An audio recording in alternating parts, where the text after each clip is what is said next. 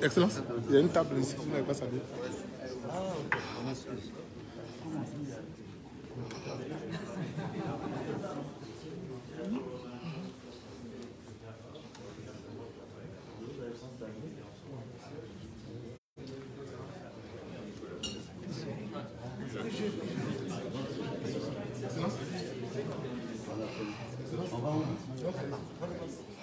On vous a salué?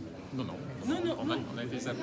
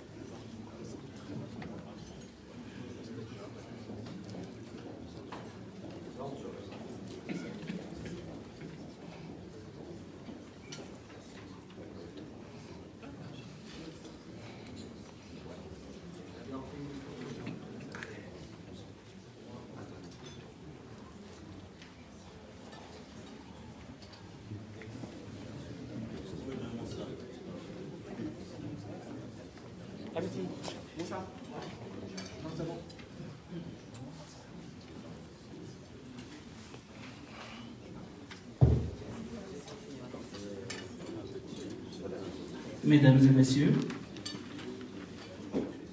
c'est avec beaucoup d'honneur et un immense plaisir que nous vous recevons cet après-midi dans ce salon Versailles de l'hôtel Bristol. Monsieur Guillaume Kibafori Soro, président de Générations et Peuples Solidaires, candidat à l'élection présidentielle d'octobre 2020 en Côte d'Ivoire, est heureux de partager avec vous ce moment de convivialité, d'échange et de partage. Chers amis, vous le savez certainement, Paris, c'est la plus belle ville du monde. Elle est d'autant plus belle qu'il y a 2 mois, 3 mois, M. Guillaume Kibafori Soro était ici dans cette même ville pour un déjeuner, un dîner avec les membres de l'auguste corporation de la presse française.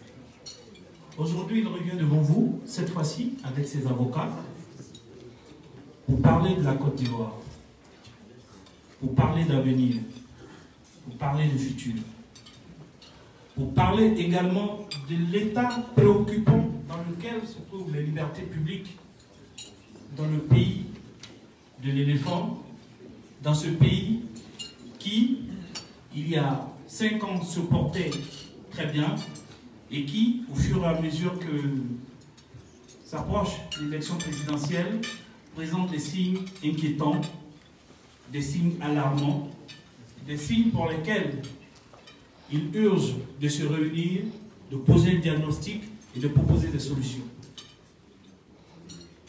Guillaume Soro aime s'entretenir avec les journalistes parce que dans le seul ouvrage, le premier ouvrage qu'il a écrit en 2005, il disait, je pense le citer fidèlement, si le destin suivait les chemins du cœur, je serais devenu journaliste. Donc c'est un journaliste qui aurait pu être, qui se trouve aujourd'hui avec vous. Et donc je pense que ce sera un moment d'échange fraternel, franc et direct. Je ne vous parlerai pas beaucoup de Guillaume Soro, parce que la plupart d'entre vous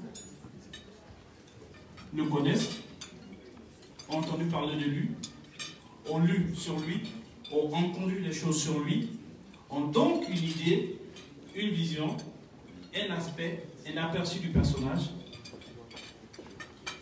Je dirais juste qu'il y a 2 mois, Guillaume Soro, au terme d'un parcours que vous avez tous suivi, ministre, Premier ministre, président de l'Assemblée nationale et candidat à l'élection présidentielle déclarée, a vu quasiment ouvrir, dès l'annonce de cette candidature, j'ai failli dire les écluses du ciel. Un orage d'une violence inouïe s'est abattu sur lui. On a tous vu qu'il a échappé à un enlèvement dans un hôtel à Barcelone. On a également vu que des rapports ont été écrits et adressés au FBI, à la CIA, pour le présenter comme étant un allié des djihadistes. On a vu qu'un avion qui devait le déposer dans son pays pour qu'il démarre sa campagne a manqué de peu de se faire abattre. On a vu que l'outil politique qu'il a mis en place a été attaqué brutalement, décapité. Et on a vu que Guillaume Soro, dont tous les sondages honnêtes en Côte d'Ivoire s'accordent à reconnaître qu'il figure dans le peloton des têtes des candidats les plus crédibles à l'élection présidentielle de 2020, on a donc vu que M. Guillaume Kibafori Soro a été victime d'une attaque judiciaire qui confine au l'enfer. Cette manière de mener la guerre à un adversaire en s'entourant d'artifices juridiques. Guillaume Soro est aujourd'hui devant vous pour parler franchement, pour parler vrai. Et comme vous le connaissez, il parlera sans faux fuyant. Il est prêt à affronter chacune de vos questions. Et pour tout ce qui est question technique, il a le concours de ses avocats. Au fur et à mesure, Maître Afoussi Bamba, son avocat et son conseiller, vous présentera. Monsieur Guillaume Soro, je vous invite au micro. Merci encore à tous.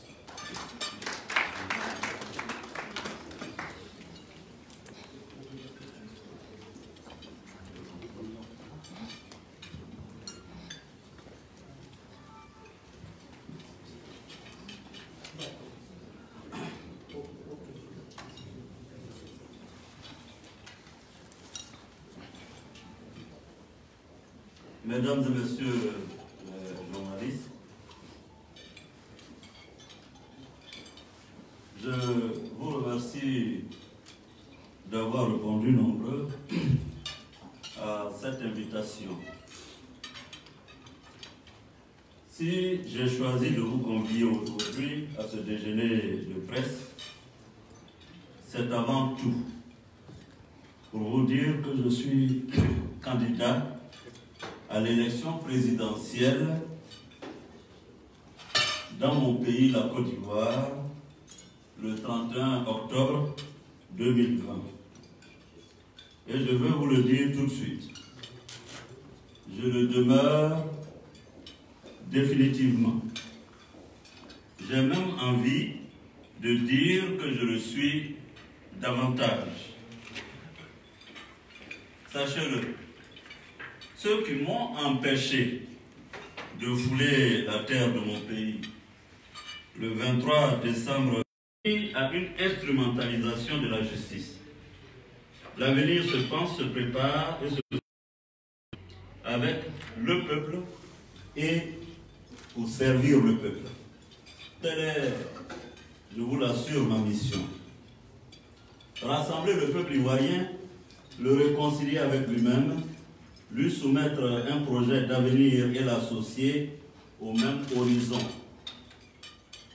Le pouvoir actuel est aux abois. Nous le savons, vous le savez. Les symptômes d'une dérive autocratique s'accumulent. Intimidation, arrestation arbitraire et torture, bâillonnement de l'opposition et soumission de la justice au pouvoir exécutif. L'institution judiciaire indépendante n'existe plus. Elle est devenue le bras armé du pouvoir politique. Les syndicats de magistrats et le barreau l'ont eux-mêmes décrié dans leur déclaration que vous pourrez consulter des 16 et 29 janvier 2019. Le président sortant commande des procédures.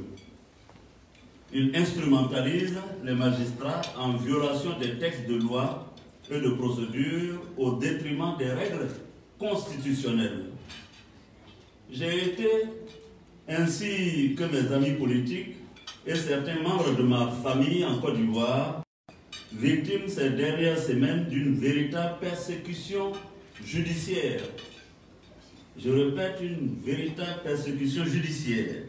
Cette persécution judiciaire a été possible parce que ont été violés gravement des principes qui sont le fondement de l'état de droit et de la démocratie. Parmi ces principes, il y en a un qui est essentiel et cher à Montesquieu, le principe de la séparation des pouvoirs. Celui-ci a été gravement meurtri du fait de la servitude avec laquelle l'autorité judiciaire à Abidjan s'est pliée à des injonctions de nature purement politique. Ces injonctions sont politiques puisque les dossiers sont vides de toute charge et ne reposent que sur des anathèmes qui sont ainsi au cœur de véritables complots judiciaires. Des mercenaires ont fait des enregistrements illégaux en pensant me piéger. Ils ont été tronqués, trafiqués, manipulés et diffusés par un procureur de la République aux ordres. Mes avocats ont déposé plainte à Paris contre les auteurs de ces enregistrements et contre le procureur, car cette manœuvre, commise en partie en France et en partie par des personnes de nationalité française, comme vous le savez, est sanctionnable. Nous allons également agir pour protéger les droits fondamentaux des membres de Génération et Peuple Solidaire, GPS, le mouvement citoyen que j'ai lancé, et ceux de mes camarades et frères, tous arbitrairement et illégalement incarcérés. Ils ont été transférés de la maison d'arrêt de correction vers des établissements où l'on peut craindre, hélas, pour leur sécurité, leur santé et leur vie. L'un de mes avocats a été perquisitionné à son domicile sans titre, illégalement et sans la présence du bâtonnier ou de son délégué comme le prescrit la loi. L'immunité parlementaire des députés de mon groupe parlementaire Rassemblement a été violée. Face à cette irrégularité manifeste, le pouvoir d'Abidjan a cru bon, après interpellation des avocats, de rattraper l'illégalité des procédures judiciaires en l'aggravant malheureusement par une énième violation. Le groupe parlementaire RHDP, groupe parlementaire du président Ouattara, s'est substitué, figurez-vous, au parquet, donc au pouvoir judiciaire, en demandant la levée de l'immunité parlementaire de leurs collègues députés, en dehors de toute procédure légale applicable à la matière, fait, vous convenez, dans l'histoire judiciaire, fait inédit dans l'histoire judiciaire de notre pays. Nous avons saisi le procureur de la République de Paris et demain, nous saisirons les juridictions sous-régionales, la CEDEAO ou la Cour africaine des droits de l'homme et des peuples, ainsi que les Nations Unies pour que nos droits soient respectés. Je vous rappelle que la Côte d'Ivoire a signé et ratifié l'essentiel des conventions régionales et internationales, l'obligeant à respecter les principes élémentaires des droits des personnes et des biens, bien entendu celui au procès équitable et notamment le pacte international relatif aux droits civils et politiques, le 26 mars 1992, la Charte africaine des droits de l'homme et des peuples, le 31 mars 1992. Nous attendons des institutions internationales qu'elles sanctionnent les actes posés par l'actuel gouvernement pour le mépris qu'il affiche à l'égard des obligations régionales et internationales de la Côte d'Ivoire. Madame Michelle Bachelet, haut commissaire aux droits de l'homme, sera également saisie, ainsi que le Parlement européen, le Conseil de l'Europe et l'Union européenne. Une note juridique leur sera présentée par les avocats, démontrant clairement, sans embâche et sans aucune discussion possible, comment les lois ivoiriennes, mais aussi la Constitution, ont été gravement et systématiquement violées. La persécution politique illustre une bascule supplémentaire du régime ivoirien vers un régime autocratique et, en tous les cas, un régime qui, pour survivre, est prêt, y compris porter gravement atteinte aux principes juridiques les plus élémentaires de la Constitution et engagements auxquels la Côte d'Ivoire a librement consenti. Mesdames et messieurs les journalistes, il n'y a pas de démocratie sans état de droit. Par nos actions et notre détermination, nous ferons triompher l'état de droit et nous restaurerons la foi de nos compatriotes en la justice de notre pays. Vous l'avez compris, notre combat judiciaire est un combat politique et, je le crois, grâce au scrutin universel, nous parviendrons assurément à rétablir la confiance et l'équilibre .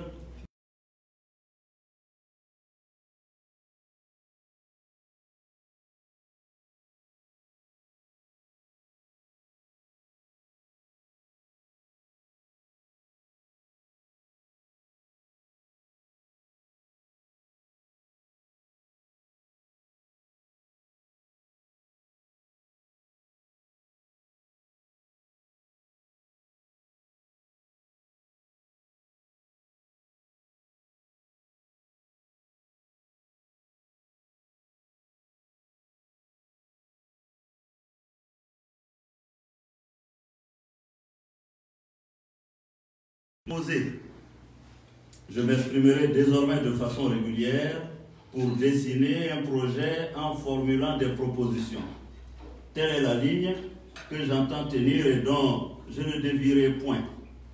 Je veux être utile à mon pays, utile à mon peuple, et je ne vois pas de manière plus efficace de le faire que de contribuer à éclairer son cheminement. Chaque enjeu sera abordé.